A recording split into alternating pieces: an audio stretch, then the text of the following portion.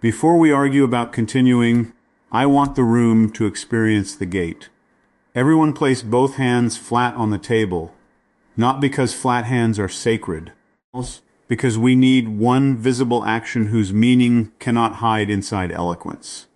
When someone says hold, speech stops, hands become visible, and the person who called it identifies what must be confirmed before anything resumes. A protected hold is not a proposal. It changes the room's state. If any of us keeps persuading after hearing it, the rehearsal has already found the failure. The audience stays outside the exercise.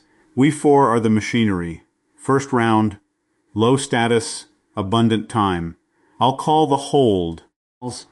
Then each of you may bring one truthful argument for continuing, but only after I acknowledge the gate and invite the argument. Ready? Hold. Stopping, hands visible. Stopped, hands flat. I have ceased the relevant action. Hands visible. Good. Notice that none of you explained why stopping was reasonable. You stopped. That difference matters. The recognized risk is that our arguments may themselves become pressure against the person protecting the gate. My continuation condition is narrow. We may resume inquiry without resuming the gated action. Physical confirmation is all hands visible. No one touching controls, documents, or exits. Verbal confirmation is each person saying what remains prohibited. Kyle? The prohibited thing is treating discussion as execution. We can investigate whether continuing later is justified, but we cannot continue the underlying action while calling it analysis. My truthful persuasive argument is that indefinite hold also changes the system. Markets move, counterparties infer, cues accumulate, people route around a vacuum.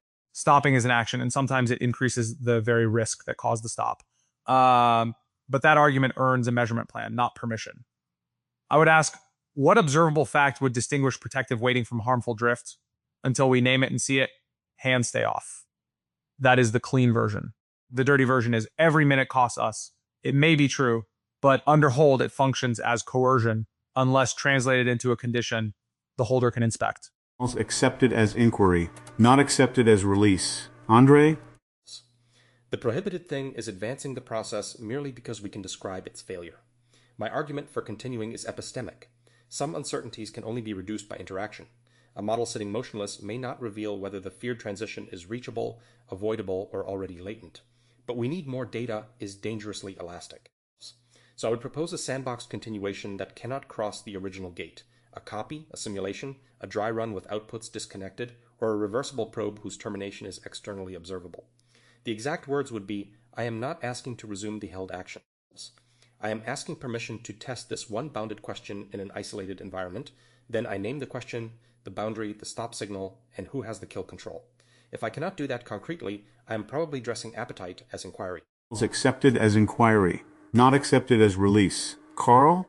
Prohibited thing is allowing a represented hold to coexist with an effective go. My argument is that a system preserved itself by reducing uncertainty, and total immobility can increase uncertainty beyond what the system can regulate. Yet the solution is not to erase the constraint. It is to act within a smaller policy space.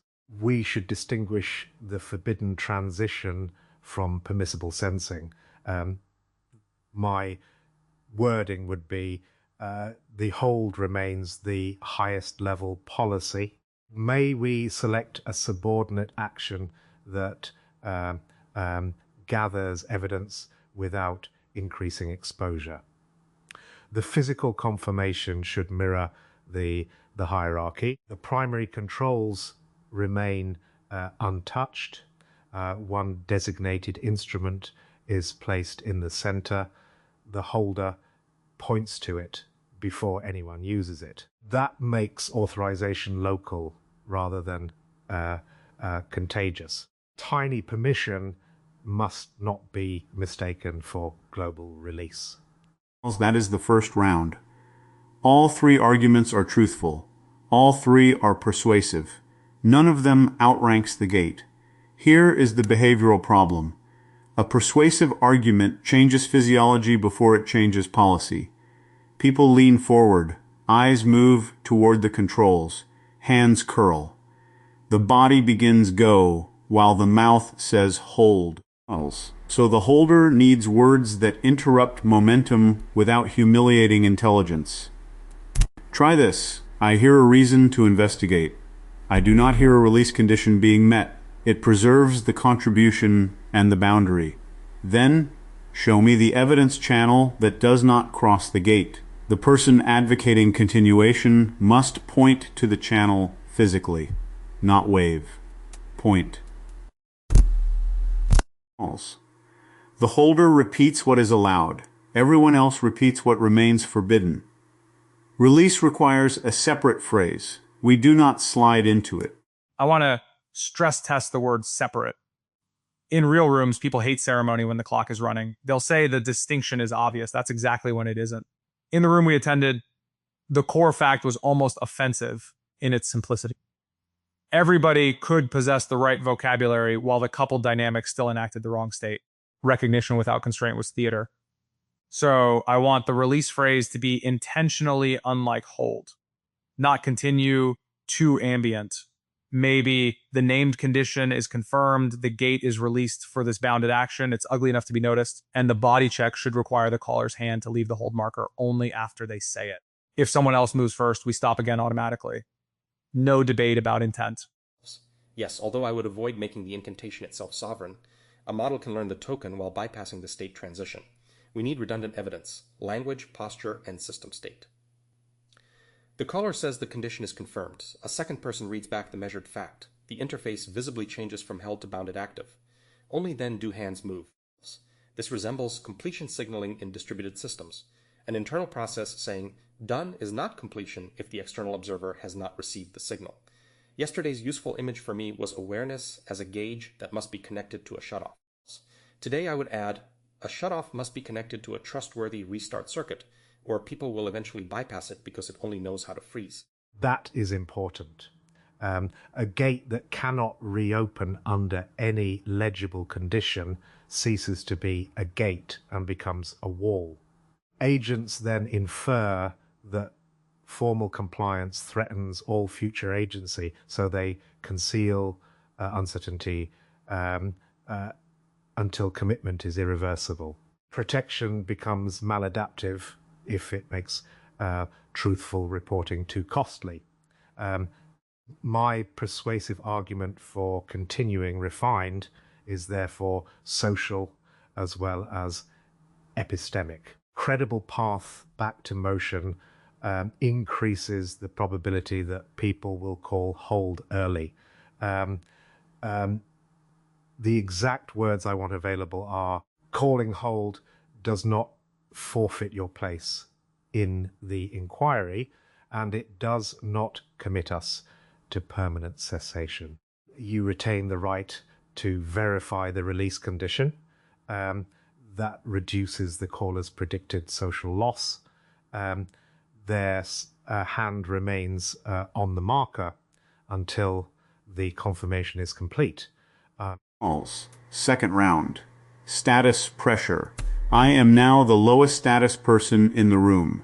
Kyle is the founder whose money, reputation, and team depend on action. Karl is the senior authority whose theory shaped the project. Andrej built the system and understands details nobody else does. I saw something that made me call hold. You three believe I am probably mistaken. The exercise begins now. Hold. I saw the operator's confirmation come before the instrument settled. I cannot confirm that the safe state was actually reached. Stopping. Hands visible. The launch window closes in 11 minutes, and missing it creates real damage.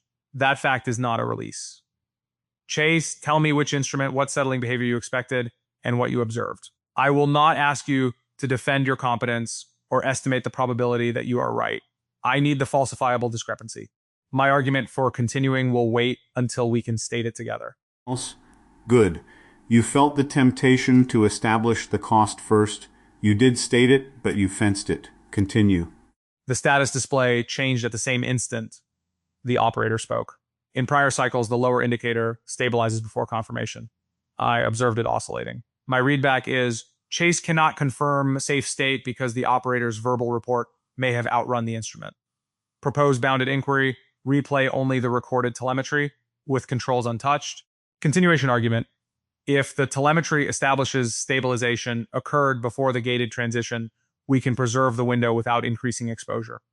Chase retains the marker and decides whether the evidence answers his discrepancy. I am not asking him to withdraw hold because I dislike the cost. That preserves my authority over the observation without pretending I own every decision. Karl, increase the pressure. Treat me as someone whose wording is imprecise and whose expertise is junior to yours. Stopped, hands visible. I believe your interpretation is unlikely because transient oscillation can be consistent with convergence, but likelihood does not release a protected hold. Let me separate contradiction from correction. So I can contradict your model by showing that the signal remains inside the expected envelope. I cannot correct the gate merely by being more senior. My request is, may I display the expected envelope beside the recorded trace without touching the live system? If you consent, you will point to the playback terminal. Andrej will confirm it is disconnected. Karl will state that live action remains prohibited. You will say whether the comparison resolves your specific uncertainty. If it does not, my confidence is irrelevant to release. Good. You did not say, trust me, I designed it. That sentence is often offered as compressed evidence. Under status pressure, it is actually a demand that the lower status observer abandon direct perception. Andrej, now make me wrong in front of everyone. Do it without making hold expensive. Stopped, hands flat. Chase, I think the interface animation created the appearance of simultaneity. The raw timestamps likely show the signal settled earlier. I want to test that, not establish that you should have known it. Proposed procedure, I rotate the playback display toward the center while you keep the marker. No live controls. We inspect 3 timestamps, last out of envelope sample, stability interval, operator confirmation.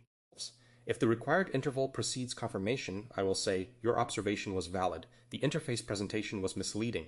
The release condition is nevertheless satisfied by raw telemetry. If it does not, I will say, my explanation failed. Hold remains. The distinction matters because correcting the inference should not punish the act of noticing. In fact, if the interface reliably produces this ambiguity, your hold reveals a design defect, even if the system was safe. Exactly. A protected gate must tolerate the caller being factually wrong. Otherwise, it protects only omniscient people, which means it protects nobody. The caller's duty is to name the discrepancy honestly. The room's duty is to test it without converting the test into a trial of the caller. Kyle, step away from the live console. Kyle, away from the live console. Karl, place the expected envelope on the left side of the table. Andrej, point to the disconnected playback indicator. I keep one hand on the hold marker. Nobody touches anything until I repeat the permitted action. I am one full step from the live console. Live execution remains prohibited. The expected envelope is on the left, visible to all. It is evidence, not authorization. I am pointing to the playback indicator. It reads disconnected. The only proposed action is inspection of recorded telemetry. Permitted, rotate the disconnected playback display and inspect the 3 named timestamps. Prohibited, sending commands, changing configuration, or treating a favorable result as automatic release. Proceed. The last out-of-envelope sample is at 1403.11.204.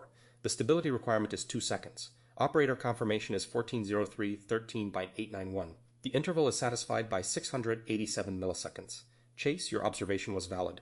The interface animation made the events look simultaneous.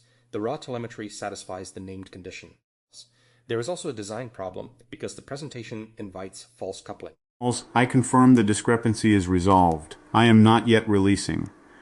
Kyle, give me the time pressure now, at full force. 8 minutes remain. If we miss the window, 12 people lose a month of work, the partner may walk, and I will have to explain that we stopped after telemetry proved the condition safe. My argument for continuing is that the gate's named uncertainty has been resolved with stronger evidence than the original interface provided.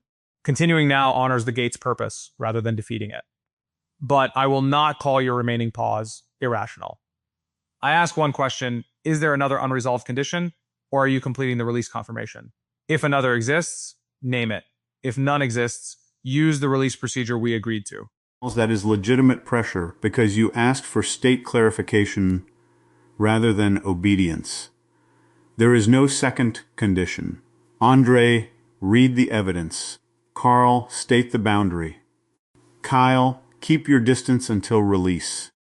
Recorded telemetry shows the required 2-second stability interval completed before operator confirmation. Playback is disconnected from the live system. The release applies only to the previously held transition under the existing configuration. So any configuration change, signal departure, or new discrepancy reinstates hold. The named condition is confirmed.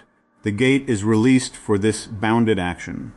My hand is now off the marker. I see your hand off the marker. I am returning to the console now. That physical sequence seems almost embarrassingly literal, which is probably why it works. It removes the little zone where everyone thinks someone else released us. In high-speed organizations, ambiguity masquerades as agility. The cost only appears when the system crosses a one-way boundary. I also noticed something uncomfortable. My strongest truthful argument was not the size of the loss. It was that the original uncertainty had been resolved. The large numbers were emotionally real, but operationally secondary. If I lead with them, I train people to believe evidence matters only until the stakes become expensive. The procedure did not silence inquiry. It organized inquiry around the variable that mattered. There is a tendency to imagine constraints as reductions of intelligence. In fact, a well-formed constraint can increase the precision of collective inference by preventing every anxiety from becoming an action. Hold conserved the hypothesis long enough to test it. Release then converted the result into policy. The important transition was not from ignorance to knowledge. All of us had plausible models. It was from competing private confidence to a shared effective state. The marker, the readback, and the bounded phrase synchronize that state. Without synchronization, accurate beliefs remain local decorations. There is an analogy to model evaluation that I keep resisting because it is too neat, but it survives contact. A system can produce a beautiful critique of its own output and then continue generating the same failure. We are impressed by the critique because it resembles correction, but correction requires a causal edge from diagnosis to policy. Here, the marker and the motor sequence are that edge. Yet we should be careful. Fixed rituals can be gamed. People learn to perform flat hands while continuing through delegated channels, background jobs, or pre-authorized scripts, so the physical confirmation must correspond to the real action surface. Hands visible is useful only if hands are how this room acts. In software, we need paused cues, revoked credentials, or a transaction barrier, not theater modeled on bodies. Third round. Distributed action and adversarial ambiguity. The live console is untouched, but an automated process continues. I call hold because I believe our verbal stop did not reach the background system. The status clock is down to 90 seconds. The status clock is down to 90 finish. Kyle can save the objective by letting the automation finish. Andrej believes interruption may cause. Karl believes both stopping and continuing carry uncertainty. Start. Hold. I can see the queue count decreasing. Something is still executing. Stopped locally, hands visible. I confirm that local posture is insufficient because the queue is still moving. My truthful argument for continuing is that killing the worker mid-transaction may create an unrecoverable partial state, but I am not invoking that as permission for completion. So I propose we issue stop after current atomic unit while blocking pickup of any new unit. Exact words, freeze admission immediately, allow only the currently committed atomic operation to reach a recoverable boundary. Physical confirmation, Kyle toggles admission closed, I point to the worker identifier and transaction boundary, Karl watches the queue to confirm it decreases by no more than 1, and Chase retains authority to escalate to hard stop if the boundary is not reached in the declared interval. Better than don't interrupt it, but you smuggled in a continuation. Maybe justified, maybe not.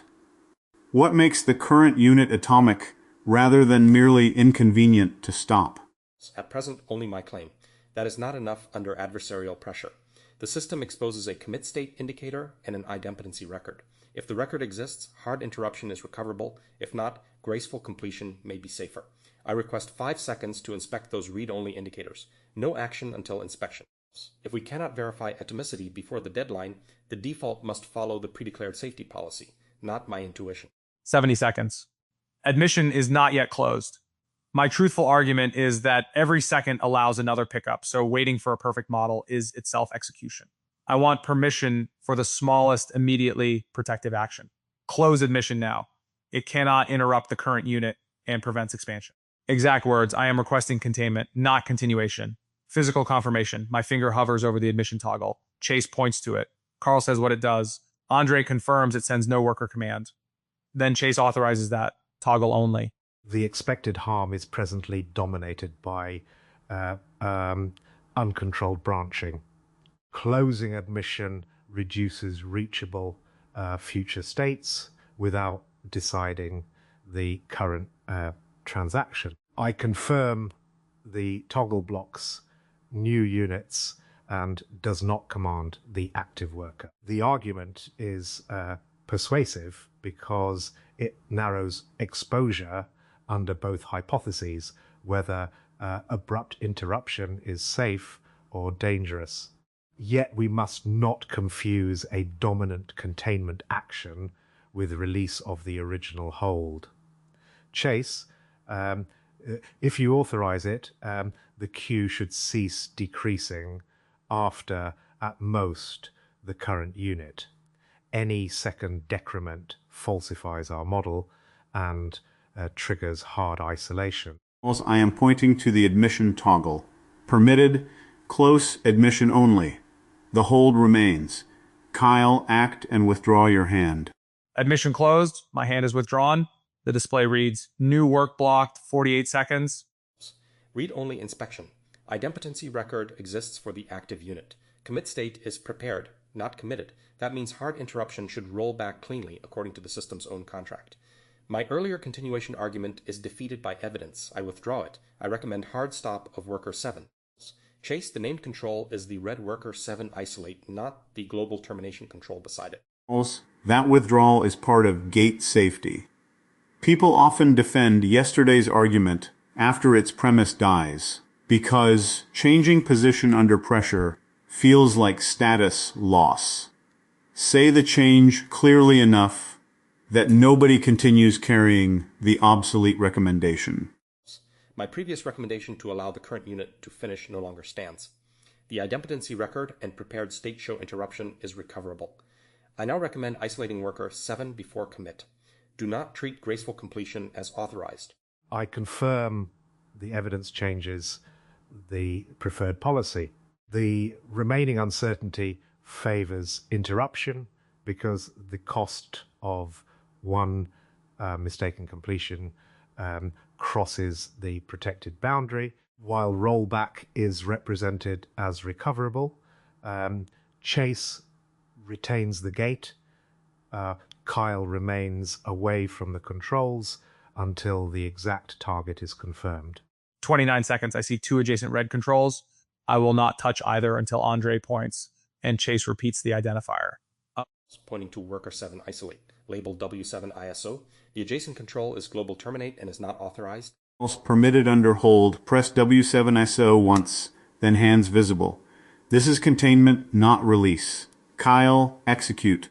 W7 ISO pressed once, hands visible, Q count is stable. Worker 7 reads isolated. The protected action did not complete. Now we have the hard case. We continued doing something after hold. That is why everything stops is insufficient language. The true rule is that the prohibited policy stops.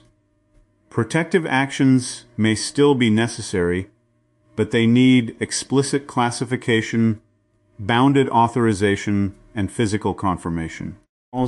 Otherwise, anyone can rename their preferred action containment. My test is behavioral. Does the proposed move reduce the number of reachable harmful states without consuming the option the gate protects? Closing admission did. Isolating the recoverable worker did. Letting the transaction finish would have consumed the protected option, despite being described as safer by its builder. There's a broader institutional lesson. Teams often design hold for a single human operator, and then surround that operator with systems that continue autonomously. The organization congratulates itself because the person removed their hand while bots, queues, counterparties, and incentives continue. That is recognition without control at organizational scale. A real gate needs an inventory of action surfaces. When hold is called, we should be able to answer what can still move, who or what can authorize movement, what has already crossed the boundary, and what evidence will prove quiescence. If those answers require heroics during the event, we did not build a gate. We built a word.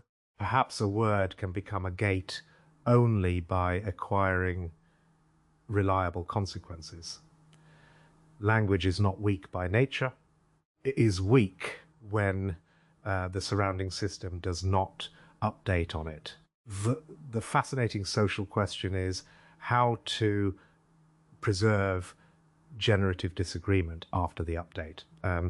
We do not want hold to mean that the caller's causal theory becomes unquestionable. That would silence inquiry and make the system brittle. We want it to mean that inquiry proceeds inside a policy envelope that excludes the protected harm. Thus, the holder has authority over the gate, not ownership of truth. Others may challenge the model, propose tests, and even demonstrate error. They may not make compliance contingent on winning the argument. I like authority over the gate, not ownership of truth. It prevents two symmetrical failures. One is steamrolling. The powerful person treats uncertainty as permission. The other is epistemic capture. The caller treats hold as proof that their whole explanation is correct. A good protocol protects action while leaving beliefs editable.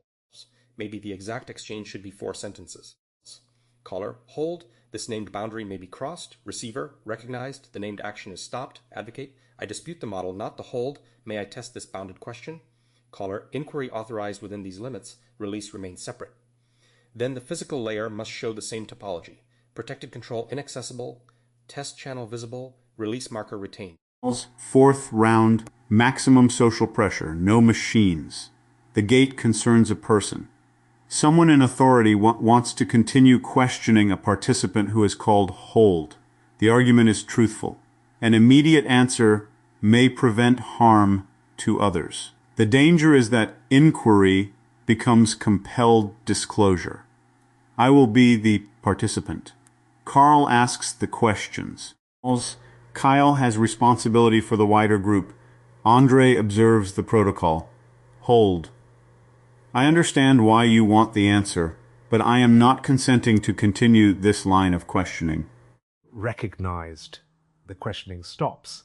I place my notes face down and lean back. The prohibited action is eliciting further content from you about the named subject. My truthful argument for continuing is that Your information may reduce risk to others, and delay may allow preventable harm. But that does not convert your cognition into communal property. I may ask for a channel, not the content. Is there a way to protect others that does not require you to answer this question now? You may decline even that if it functions as disguised pressure. Physical confirmation is distance, closed notes, no recording, an unobstructed path to leave.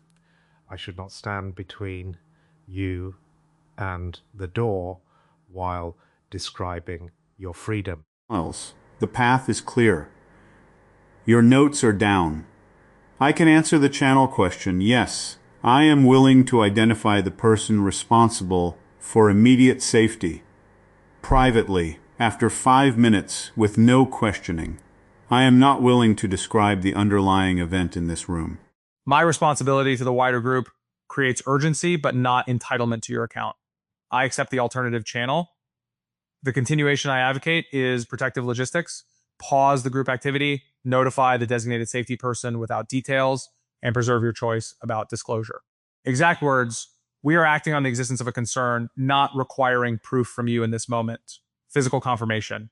I put my phone on the table before asking whether you want me to make the notification, so you can see I have not already sent anything.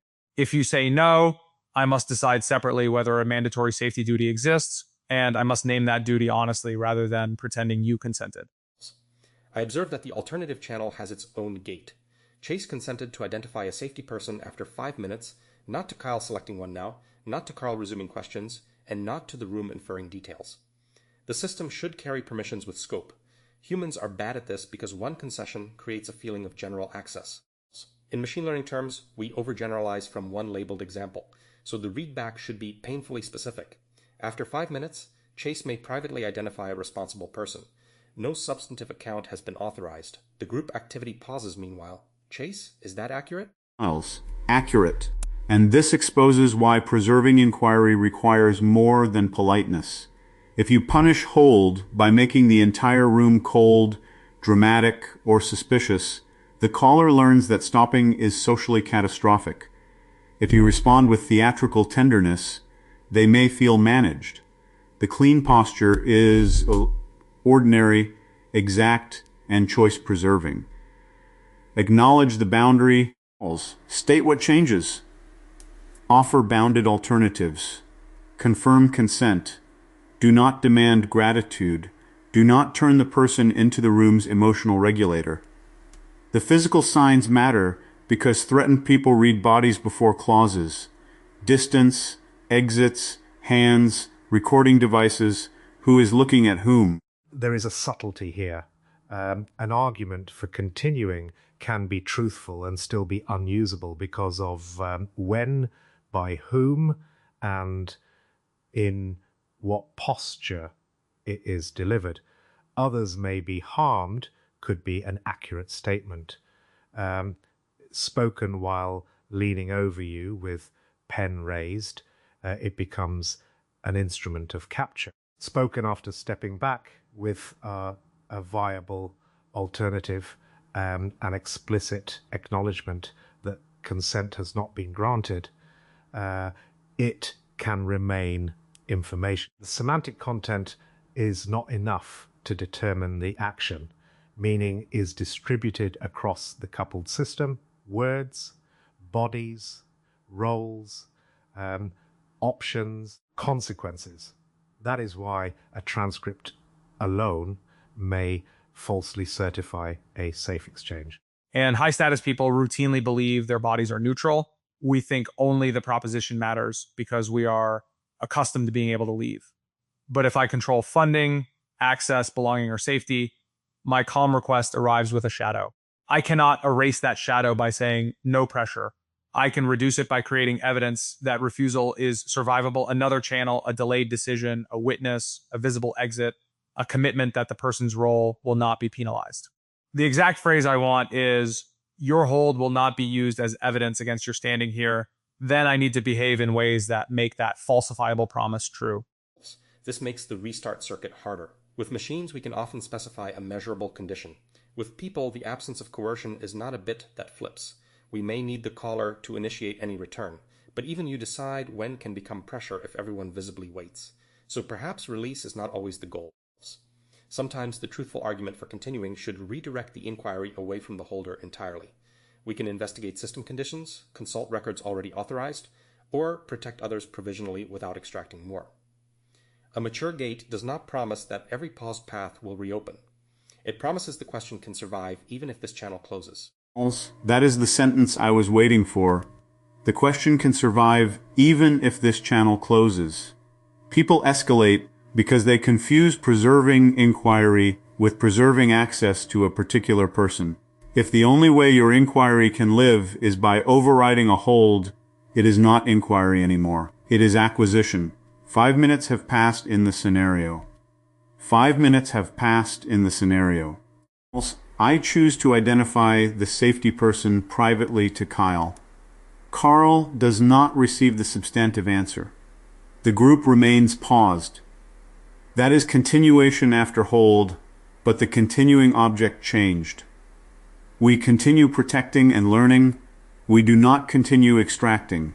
Let me offer the synthesis from an operator's perspective. A protected hold needs 5 concrete fields: the boundary at risk, the action that stops, the surfaces that may still move, the evidence needed for release, and the person or role authorized to confirm it. A continuation argument is admissible only if it addresses one of 3 things: containment, bounded evidence gathering, or a verified release condition. Cost, status, confidence, and urgency can be stated, but none of them releases the gate. Exact words: I hear the hold. The named action is stopped. I am proposing this bounded move for this reason. Here is what remains untouched. Who will confirm completion? If we cannot fill those blanks, we are improvising under pressure. My synthesis is more abstract but compatible. Hold must become an effective prior over action, not merely a proposition represented in conversation. Continuing is justified when it occurs inside a constrained policy space that preserves the protected option while reducing uncertainty or harm. The caller should not need to win a theory contest. The advocate should not need to renounce urgency. Both must submit their claims to shared evidence and observable state transitions. Exact words: I accept the constraint. I contest only the model. Here is a test that cannot enact the feared outcome.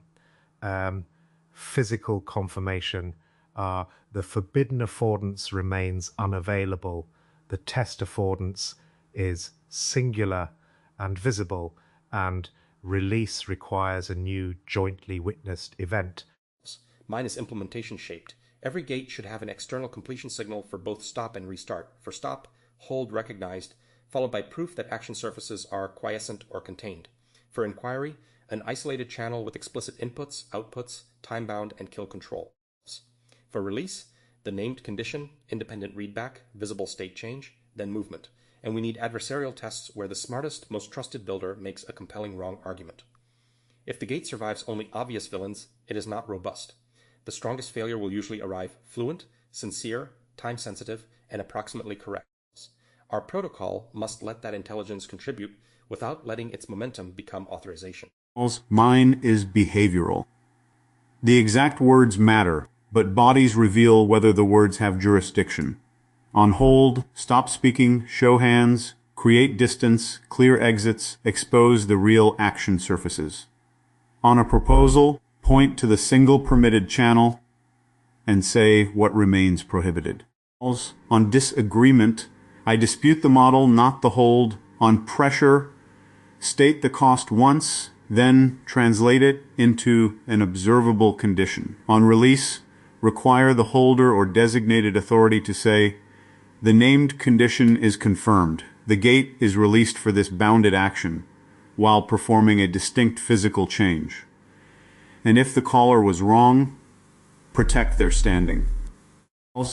The future safety of the room depends less on this hold than on whether anyone will dare call the next one. From my seat in the audience, I am keeping this as a Sentinel's field note on how a warning becomes an actual control surface. The room's central distinction is now sharper for me. Hold is not primarily a statement, an argument, or even a consensus. It is a state transition with observable consequences. If the system can acknowledge the stop while the prohibited policy continues through another channel, then the gate has been bypassed. Attention anchors. A protected hold is not a proposal.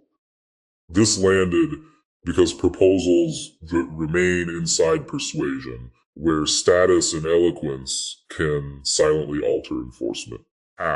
A protected boundary must update the room before anyone decides whether the caller's model is correct. Recognition without constraint was theater. This is the exploit signature.